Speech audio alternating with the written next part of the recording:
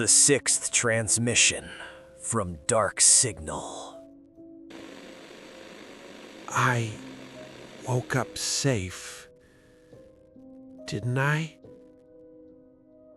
I woke up shaking. My heart was hammering so hard it hurt. I couldn't remember the dream, only how real it felt, like it had touched me before letting go. I told myself it was over. It wasn't. Turn off the lights. Put on your headphones. If this story makes you question what's real, like and subscribe for more transmissions from Dark Signal. I took a shower, made coffee, tried to breathe, but the fear wouldn't leave. It wasn't the kind that fades after sunrise. It sat behind my ribs, patient, alive. Everything looked the same, but slightly wrong. My reflection blinked half a second late.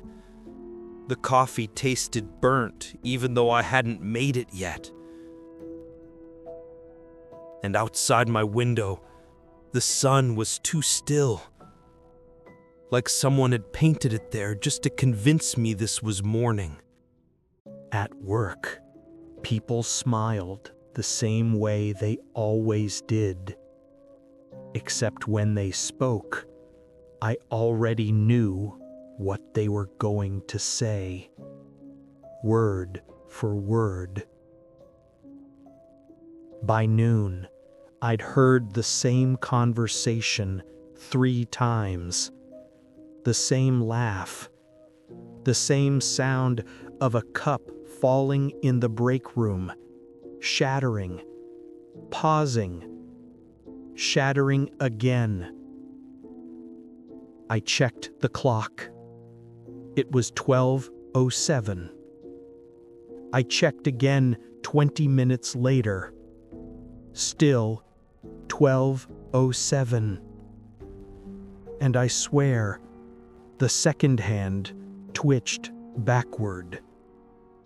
That night, I was terrified to sleep. I told myself I'd stay awake, that if I didn't dream, I could break whatever this was. But around 3 a.m., I blinked. And I was standing in the middle of the street, outside my apartment, barefoot, in my pajamas. The lights in the windows were all off, except mine. Inside, someone was moving. Slowly, carefully, like they didn't want to wake me. I whispered, "Who's there?"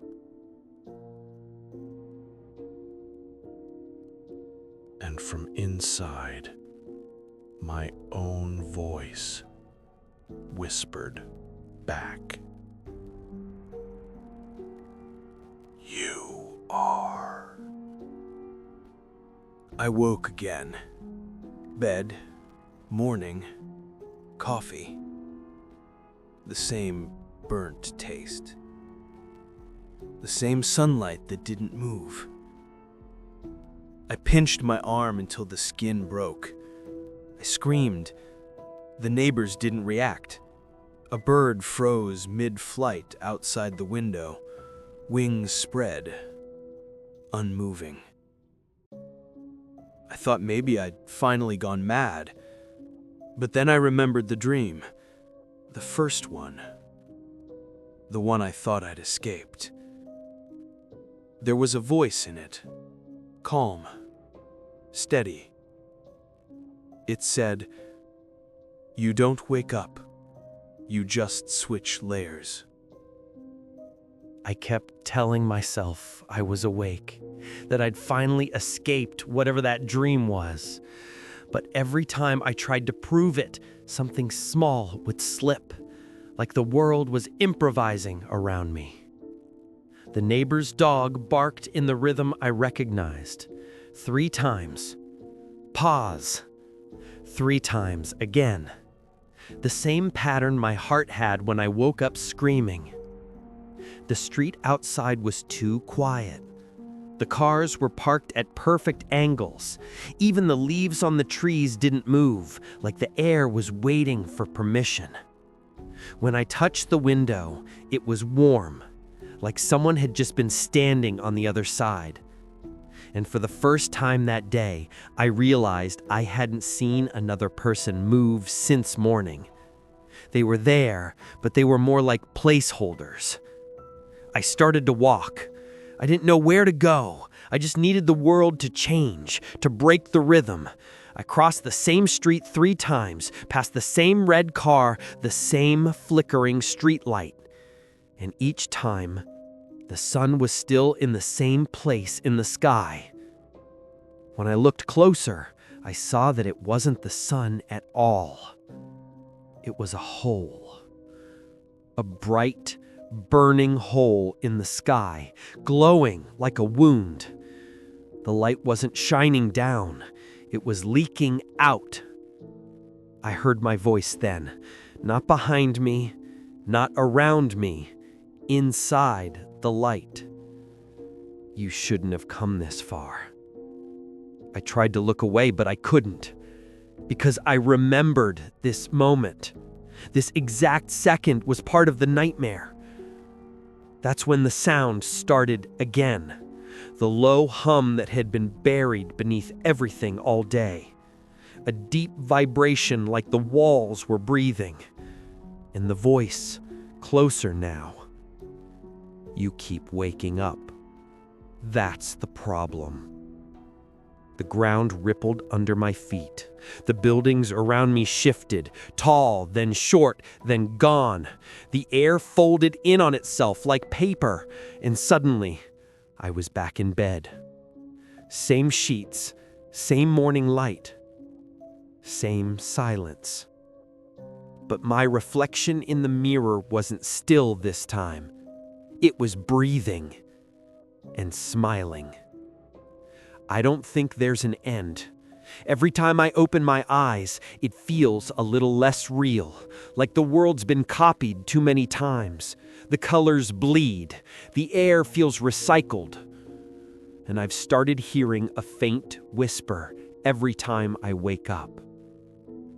It always says the same thing. This layer's thinner than the last. So maybe that's what dreaming really is peeling through worlds until you reach the one that finally breaks. If I ever do wake up, I don't think I'll recognize it, because I've practiced pretending for too long, and I'm starting to wonder if the nightmare was never the dream at all, but the act of waking. You woke up safe, didn't you? Like and subscribe for more horror transmissions from Dark Signal.